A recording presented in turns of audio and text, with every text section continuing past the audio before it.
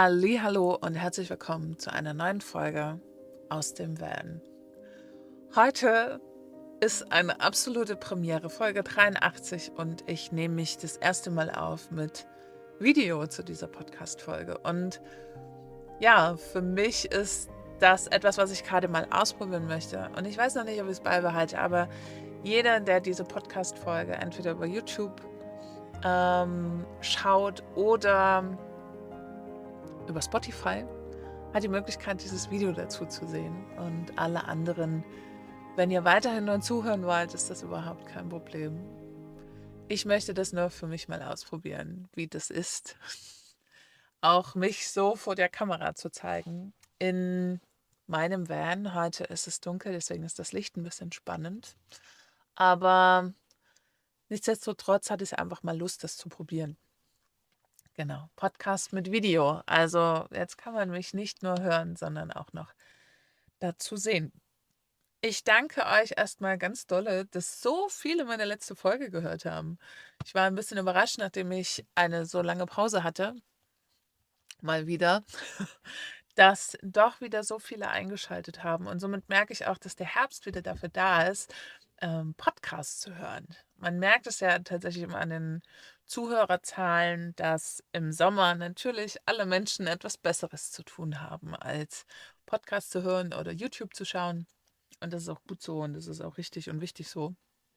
Genau. Und die letzte Folge wurde überdurchschnittlich viel gehört und dafür erstmal, ja, großes Dankeschön, dass so viele immer noch mit dranbleiben, immer noch mit zuhören, immer noch dabei sind. Und ich mache den ja jetzt wirklich schon eine Weile. Und es ist mir heute erst aufgefallen. Ich habe 2020 mit dem Podcast angefangen.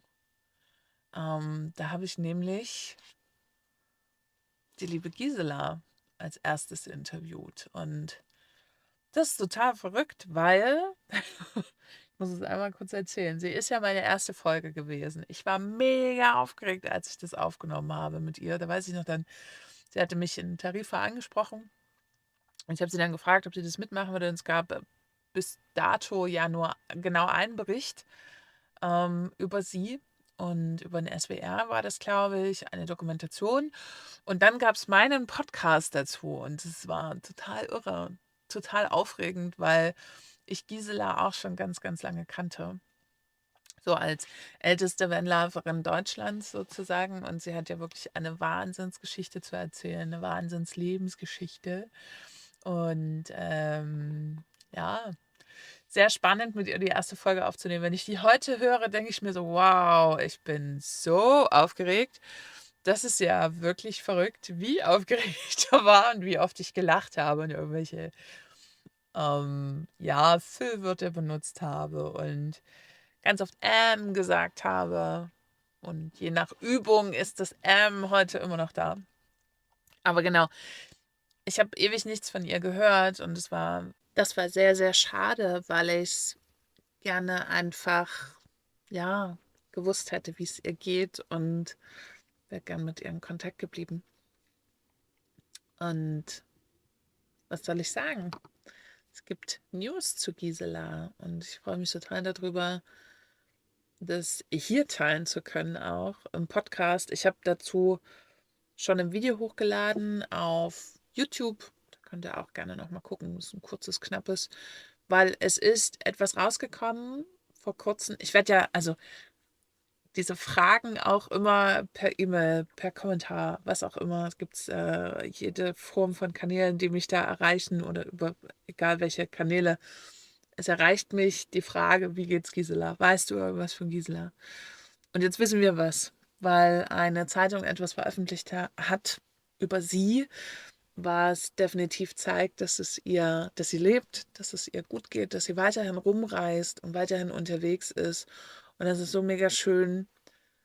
Als ich das gesehen habe, im September wurde das veröffentlicht, wo ich so dachte, boah, Gott sei Dank, das ist richtig und wichtig jetzt zu sehen, dass es ihr gut geht und dass sie weiterhin ihren Weg macht. Und wenn du Lust hast, dir diese Podcast-Folge meine mit ihr mal anzuhören, die ist mega, mega, mega spannend, weil ja, sie hatte auch eine sehr, sehr schwere Krankheit und hat es geschafft, sich da rauszu rauszuwinden und hat Medikamente abgesetzt und lebt seitdem ein sehr, sehr schönes Leben und ein sehr langes, obwohl das ihr gar nicht so, ja, gesagt wurde. Und es freut mich total, dass es ihr, ja, gut geht und dass sie weiterhin unterwegs ist. Und ich hoffe wirklich sehr, sehr, sehr, dass ich irgendwie wieder Kontakt mit ihr haben kann. Und vielleicht gibt es dann mal auch ein Update bei mir auf dem Kanal, ein Podcast, vielleicht sogar Folge 100 oder so. Meines Podcasts, das wäre natürlich echt irre, weil mit ihr ist schon, ja, einfach mal die erste Folge, das war einfach der Knaller, diese Frau zu interviewen. Das hat mich so sehr gefreut und es hat so viele auch inspiriert, das weiß ich. Ja, das sind die größten News eigentlich von, naja, von vor einem Monat. Aber heute habe ich es erst veröffentlicht auf meinem YouTube-Kanal. Genau. Ja, und was gibt es noch? Ich hatte in der letzten Folge etwas angeteast, was ich ziemlich zum Schluss gesagt habe. Und da ging es darum, dass ich gerade spüre, dass es unglaublich viel Veränderung gibt und schon immer gab. Also das ist ein Riesenteil meines Lebens, Veränderung, Veränderung anzunehmen, Veränderung zu leben, weil nur das irgendwie dazu führt, für mich ein besseres Leben zu führen. Und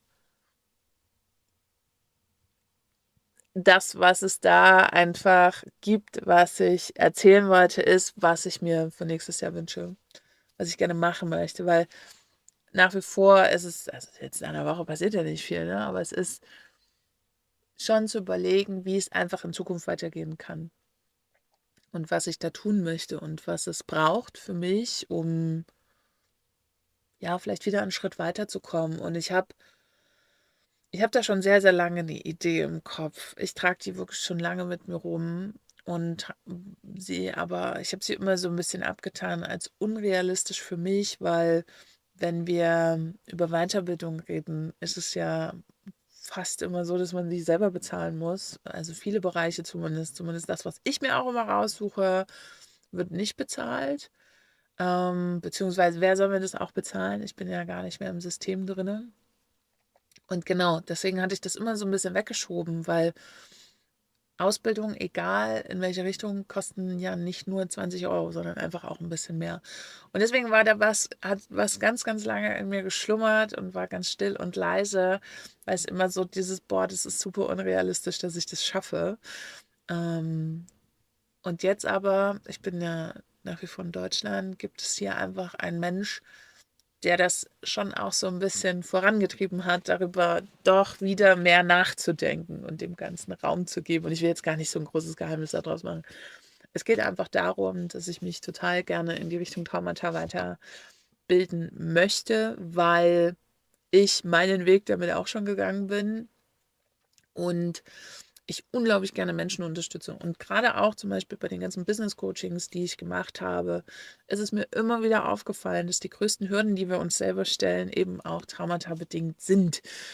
Und ich natürlich in den Momenten aber mit meinen Coaches nicht weitergegangen bin, weil das einfach ich überhaupt nicht die Qualifikation dazu habe oder geschweige dem irgendwie gut und sicher und stabil diesen Raum dafür halten könnte. Und ich sage ja auch jedem, der zum Beispiel auch mit der Idee bei mir reinkommt in die Coaching, so, oh, ich würde gerne Leute unterstützen, denen es nicht so gut geht in Lebenslagen. Da gebe ich immer so diesen Punkt mit, hey, das ist total richtig und wichtig, dass es mehr Menschen gibt in Zukunft, die das machen. Aber es muss richtig gemacht werden. Und Menschen zu begleiten in schwierigen Lebenslagen, keinerlei Ausbildung in der Richtung zu haben, das ist einfach wirklich fahrlässig, weil das, was einem im ersten Moment erzählt wird, berichtet wird von jemandem, ist ja immer nur die Oberfläche. Wenn man anfängt, mit solchen Menschen wirklich zu arbeiten, in die Tiefe zu gehen, das kann relativ schnell irgendwo hinführen, wo man, wenn man nicht das richtige Handwerkszeug dazu hat, diese Menschen einfach nicht mehr halten kann. Und dann, also halten im Sinne diesen Raum halten kann, nicht die Menschen halten, ne? Die müssen sich selber halten, aber den Weg dazu ebnet. Und ich glaube, da reicht es eben auch nicht, obwohl ich sehr viel erlebt habe.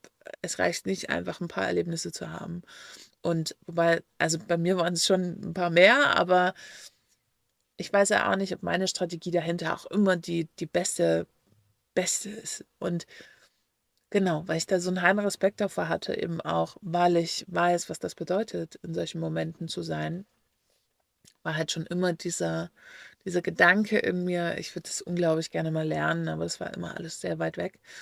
Genau, und jetzt reift es aber gerade so in mir, dass ich das gerne angehen möchte, weil ich einfach auch glaube, dass es unglaublich wichtig ist. Wir brauchen mehr Menschen, die andere Menschen zur Heilung bringen können. Man sieht es ja heute schon. Es braucht wirklich, also gefühlt bräuchte jeder einen Psychologen und es gibt einfach nicht genug. Und diese Ausbildung, die ich anstrebe, das ist keine psychologische Ausbildung. Ich muss dafür nicht studieren und ich werde auch die schweren Fälle nicht behandeln danach oder begleiten, sondern da geht es schon auch um Traumata, aber traumatasensible Behandlung und auch nicht Menschen, die zum Beispiel vielleicht eher in eine Klinik gehören. So, das ist dann, das muss ein Psychologe machen. Dafür muss man aber studieren gehen. Und das fühle ich gar nicht. Also ich fühle jetzt nicht 6, 7 Jahre Studium oder mehr. Ich weiß gar nicht, was die Psychologie erwartet. Und ich fühle auch nicht, das nach schulmedizinischen Ansätzen zu machen, weil ich selber da auch ganz weit weg von bin. Aber trotzdem möchte ich mich ausbilden lassen in der Richtung und ein Zertifikat dafür bekommen und ja auch gewiss sein, ja, dass ich das gut kann und dass ich auch für einen Menschen da sein kann und vor allen Dingen auch gut mit mir umgehen kann in der Zeit. Genau, weil das ist ja mindestens genauso wichtig, dass es nicht nur die Fürsorge für diesen anderen Menschen gibt, den man gerade begleitet, sondern auch für einen selber. Eine gute Fürsorge. Was ist, wenn mal was nicht klappt? Was ist, wenn mal ein besonders schwerer Fall reinkommt? Wie geht man gut damit um? Und da ich ein hochgradig sensibler Mensch bin, der zwar schon auch gelernt hat, damit umzugehen und Abstand zu wahren und emotionalen Abstand zu wahren, aber ja, ich glaube, wenn man dann praktiziert, ist es noch mal was anderes, was ich mir gerade noch gar nicht so richtig vorstellen kann. Und damit ist das Geheimnis eigentlich gelüftet. Ich würde unglaublich gerne so eine Ausbildung machen. Finanziell ist es ja gerade ein bisschen struggelig. Allerdings, ja, glaube ich daran, dass ich dafür einen Weg finden wird. Im September nächstes Jahr geht die Ausbildung, geht es da wieder los, wie jedes Jahr. Und bis dahin ja, darf mir etwas begegnen, dass das irgendwie möglich ist, weil es ist, es ist mal wieder so, dass natürlich das Geld das gerne verhindern möchte, dass ich das nicht kann. Und es geht ja sehr, sehr vielen Menschen so. Ich kenne gar nicht so viel, denen das egal ist, die sich das leisten können, die sich solche Sachen leisten können. Und nun hoffe ich einfach mal, dass das nochmal so ja, es ist für mich ein total wichtiger Schritt und es ist auch, glaube ich, ein Schritt hin in meinem beruflichen Fortkommen sozusagen. Es geht noch mehr in die Richtung, dass ich Menschen unterstützen kann. Und das ist was ich definitiv schon gemerkt habe, dass das absolut mein Ding ist, dass ich da drinne richtig aufblühe, dass ich es einfach wirklich da drinne geht mir das Herz auf und ich das auch sehr, sehr gerne weitermachen möchte. Einfach auch, weil ich schon mit viel Wissen da reinkomme und ich mir auch schon immer so gedacht habe, und es wurde mir das letzte Mal auch nochmal so wiedergegeben, du, das muss ja auch für irgendwas gut sein, was ich da erlebt habe und was ich durchlebt habe. Und ja, es stimmt. Gerade Menschen, also man muss nicht prinzipiell wahnsinnig viel erlebt haben, um ein guter Traumatherapeut zu sein. Aber ja, in meinem Fall ist es eben so, und da ist es einfach eine Zusatzqualifikation, was ich tatsächlich so betiteln würde. Das steht für nächstes Jahr an. Wieder mal Veränderung, wieder mal etwas Neues, aber ich mag das einfach total gerne und mag auch, dass mein Kopf nicht müde wird, sondern dass der immer wieder was hat, immer wieder Futter bekommt, sodass man weitermachen kann. Und ja, ich glaube auch, dass es die Zeit einfach hergibt. Es wird die nächsten Jahre nicht einfacher für uns und damit einen guten Umgang zu finden, wenn man es vielleicht selber gerade nicht so gut kann, ist super wichtig, sich da unterstützen zu lassen. Und ich wäre super gerne so eine Unterstützung für Menschen, um ihnen einfach zu zeigen, dass es doch auch anders geht. Dass es doch auch anders möglich ist, sein Leben zu führen, egal was man erlebt hat. Dass man es schafft, da umzudenken und dass man es schafft, ja, sein Leben selber in die Hand zu nehmen und selber zu gestalten. Und ja, das finde ich eine sehr, sehr spannende und eine, also ich habe auch einen heiden Respekt davor, muss ich auch sagen, aber ich finde diese Arbeit einfach wunderbar und der Bedarf ist so groß. Ich glaube einfach, dass jeder mittlerweile einen Psychologen braucht. Das muss man einfach, die Welt ist so schnelllebig geworden, die Welt ist so rumpelig geworden, das ist so extrem viel los. Und unsere Systeme sind daran einfach auch noch überhaupt nicht gewöhnt, dass es so schnell geht und diese permanente Überlastung, die man so spürt, das ist etwas, was wir uns in Zukunft leider oder dass wir es schaffen dürfen, damit einen Umgang zu finden. Es wird nicht weniger, es wird eher tendenziell noch mehr. Und da zu schauen, was braucht man gerade, wie kann man gut mit sich umgehen, was kann man sich selber Gutes tun, damit man das gut schafft und nicht daran zerbricht, ist einfach unfassbar wichtig. Genau, und damit ist das Geheimnis so ein bisschen gelüftet, in welche Richtung ich gerne gehen möchte nächstes Jahr. Ich diese Ausbildung machen, die geht fast ein Jahr und ist jetzt nicht hauptsächlich das, was ich dann machen werde. Ich werde natürlich auch nebenbei arbeiten. Es ist keine Fulltime-Ausbildung. Und ja, ich hoffe einfach sehr, sehr, dass es klappt, dass ich das Geld bis dahin zusammenbekomme. Das ist ja auch ausschlaggebend dafür, dass ich diese Ausbildung machen kann. Aber ich bin da guter Dinge und ja, es wird, es wird sich in die Richtung entwickeln. Und wenn es nicht nächstes Jahr ist, ist es das Jahr drauf.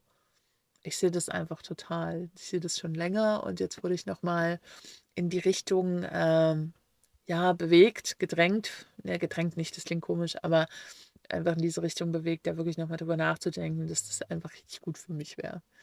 Und ja, diese Ausbildung macht man auch hauptsächlich online. Das ist aber eher ein Zufall. Es gibt ein bisschen Präsenzzeiten, aber dafür lebt man ja flexibel und das ist auch gut so. Und ja, das sind die Pläne für nächstes Jahr und dass ich die dieses Mal so früh schon habe. Wir haben Mitte Oktober. Normalerweise überlege ich mir sowas immer nur bis Ende des Jahres. Also ich resümiere quasi über das Jahr, was war und nehme mir dann immer was vor für das nächste Jahr. Und diesmal bin ich schon recht früh dran. Aber das ist okay. Das ist mehr Zeit, sich das gut zurechtzulegen. Und auch bei mir passieren ja auch immer wieder Dinge, wie jetzt gerade. Das ist so ein bisschen, dass ich nicht so richtig weiß mit Jobs und so. Ähm, ja, und dass es einfach auch bei mir natürlich Phasen gibt, wo es mir vielleicht mal nicht so gut geht. Und ich glaube, ich kann so viel besser mit diesen Phasen umgehen. Aber das braucht natürlich einfach auch Training. Und wenn man dann diese Geschichten angeht mit, man wird ein Therapeut, ich glaube, da kriegt man einfach auch nochmal, das ist ja nicht nur eine Ausbildung für den Klienten, sondern es ist ja auch eine Ausbildung für einen selber, was natürlich nochmal so auch in der Persönlichkeitsentwicklung einfach so einen Mordsschritt nach vorne machen wird. Ja, jetzt habt ihr das mal gehört, was ich in Zukunft vorhabe und in welche Richtung es gehen darf. Und ich hatte es ja in der letzten Podcast-Folge schon mal angedeutet, dass ich einfach das Gefühl habe, dadurch, dass die Wirtschaft gerade so, naja, ziemlich am Boden ist, ist es total okay, sich erstmal um solche Sachen zu kümmern, sich weiterzubilden, zu schauen, was kann es gerade sein, was möchte Neues ins Leben rein, wo darf die Reise hingehen, obwohl es ein bisschen paradox ist, weil man ja quasi auch gerade in dieser Krise drin hängt, vielleicht gerade nicht so viel Geld hat, viele Unsicherheiten hat. Aber gerade dann, wenn ich kann sowieso nichts reißen. Ich kann sowieso nicht mich auf den Kopf stellen. Es ist gerade keine Großsprünge gefühlt machbar. Es ist einfach nicht machbar. Das ist eine total spannende Erkenntnis, weil ich normalerweise immer so ein Mensch war, der gesagt hat, ey, egal was da kommt in Zukunft, du schaffst alles, wenn du es nur willst. Gerade reicht wollen nicht. ist mein Gefühl. Es reicht gerade nicht, es nur zu wollen. Es ist gerade eine krasse Zeit für uns alle kollektiv und sich da gut bei sich einzunorden, zu schauen, wann ist die eigene Energie weg, wann handle ich in meinen nicht mehr vorhandenen Ressourcen, also wenn ich einfach quasi ins Minus rutsche. Es ist so fein, noch sehr viel feinfühliger. Es ist sehr viel geworden, aber auch sehr feinfühlig. Und wir dürfen damit einfach lernen. Und meins, wie ich beim letzten Mal schon gesagt habe, ist einfach gerade Tempo rausnehmen, nicht mehr so viel Gas geben, so viel Energie verschwenden, weil gerade gibt es das Feld nicht her, Riesensprünge zu machen. Ich fühle es voll, dass es gerade dran ist, mehr Ruhe reinzubringen und wir jetzt eine Periode geschenkt bekommen, einfach, wo wir Zeit für uns haben, wo wir etwas für uns tun können. Ich glaube nicht, dass die zu Ende geht, weil wenn wir die einmal durch haben, lernt man ja auch daraus. Aber wenn nicht jetzt, wann dann endlich anzufangen, vielleicht nochmal Dinge zu verändern. Vielleicht ist das auch für dich einfach ein guter Impuls, dass es vielleicht auch gerade dran ist, etwas zu verändern und die alten Sachen gehen zu lassen. Und ich bin definitiv die letzten Jahre schneller darin geworden, zu verstehen und nicht nur zu verstehen, sondern auch zu fühlen, wann mit etwas Schluss ist. Und das fühle ich nicht nur hier, sondern da kommt Energie von außen und dann checke ich das und dann checke ich eine Weile ein und dann überlege ich natürlich auch eine ganze Weile und schiebe es von rechts nach links. Aber am Ende sind die Entscheidungen bei mir sehr, sehr viel klarer geworden. Also wenn ich dann mal eine Entscheidung gefällt habe, komme ich dann nicht mehr so schnell ins Struggeln. Und das ist irgendwie eine sehr große Qualität in dem Ganzen, in der ganzen Unruhe, in der ganzen Verwirrtheit, in dem ganzen Trubel. Ist das doch was sehr Schönes. Und ich glaube, das, was diese Klarheit bringt bei mir, ist nicht das hier, ist nicht der Kopf. Es ist nicht in meinem Kopf die Klarheit, sondern die entsteht in meinem Herzen und in meinem Bauch. Also es ist die Bauchstimme, die einfach mittlerweile bei mir sehr, sehr viel Kraft bekommen hat. Und nicht nur Kraft, sondern sie hat auch einfach, wie kann man das sagen? Ich höre da jetzt zu. Das habe ich viele Jahre nicht gut gemacht. Ich habe sie immer gehört, aber ich habe nicht nach ihr gehandelt. Und mittlerweile handle ich nach ihr und das zeigt mir einen ziemlich guten Weg. Ja, wenn auch noch ein paar Steinchen im Weg liegen. Aber ja, das gehört einfach mit dazu. Das ist einfach so. Das wird nie, also es wird immer sowas kommen. Kleine Herausforderung. Auch gut fürs Leben. Ja, so.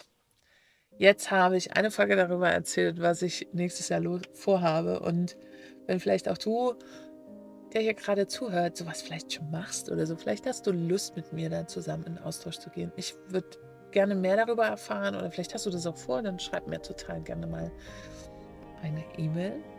Und ja,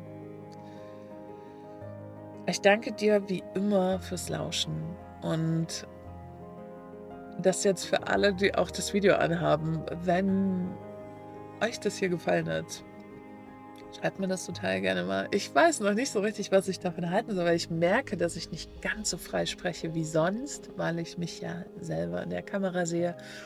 Und ich bin jetzt nicht der Super-Performer, aber ich merke schon, dass ich immer so ein bisschen, performen möchte. Ich weiß nicht, ob du das jetzt gehört hast, derjenige, der jetzt mir nur lauscht und nicht noch zuguckt. Vielleicht bilde ich mir das auch mal ein. Vielleicht hast du Lust, mir da einfach mal Feedback zu schicken. Das würde mir sehr, sehr helfen. Und ja, vielleicht nochmal in Zukunft so ein Mix. Also ich weiß ja, dass ich das jetzt nicht straight durchziehen möchte mit Video, weil es werden Tage kommen, wo ich mich einfach nicht dafür fühle, mich so vor die Kamera zu setzen. Und ja, es bleibt also spannend, wie dieses Format hier weitergeht. Vielleicht bleibt es auch das letzte Video. Aber ja, ich danke dir wirklich zutiefst, dass du immer noch hier zuhörst, dass du immer noch dabei bist. Und es geht weiter mit dem Podcast. Jetzt kommt der Herbst, jetzt kommen die kalten Tage. Perfekt für einen Podcast. Eventuell mache ich auch wieder ein paar YouTube-Videos. aber ich will nicht zu viel versprechen. Ich erzähle dann einfach davon, wenn ich's umgesetzt habe.